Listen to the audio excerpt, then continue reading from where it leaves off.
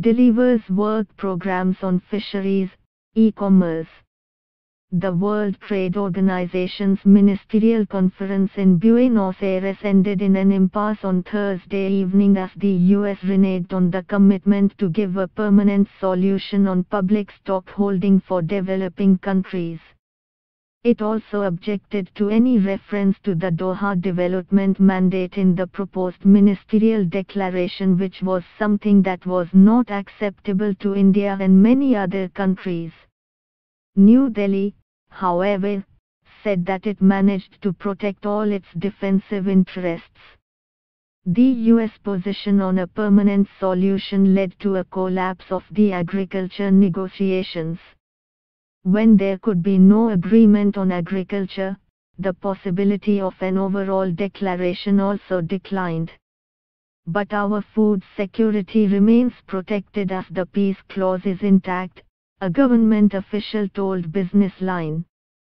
The biggest takeaway from MC11 was the commitment from members to secure a deal on fisheries subsidies, which delivers on taking commitments for pairing IUU, illegal, unregulated, unreported subsidies by 2019, said Susana Malcorra, Argentinian minister and chair of MC11. Members also committed to improve the reporting of existing fisheries subsidy programs. Buenos Aires will be remembered as the Fisheries Conference.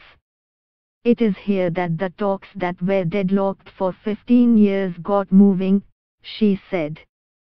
Pushing back a commitment on curbing IUU subsidies to 2019, despite a number of members eager to have an interim solution with immediate cuts, is a victory for India, the official said.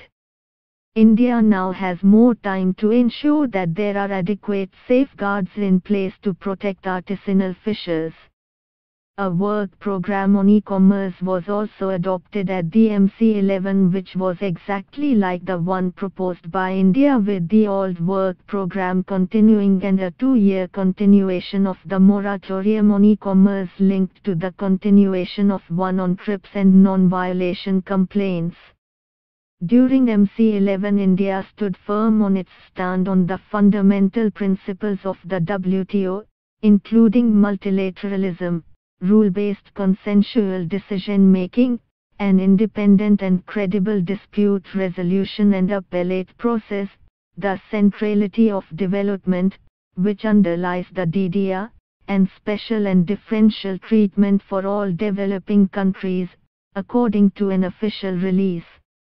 In addition, members took a number of other ministerial decisions, including extending the practice of not imposing customs duties on electronic transmissions for another 2 years, and commitment to continue negotiations in all areas. Development and inclusiveness must remain at the heart of our work. They certainly remain at the core of my priorities in everything we do, WTO DG Roberto Azevedo said at a press conference at the end of the 3-day meeting. Some large groups of members have come together to advance issues of interest to them and to the global economy, such as MSMEs, investment facilitation and e-commerce. These groups are not just notable for their numbers, but for the diversity of the members involved, developed, developing and least developed, Azevedo said.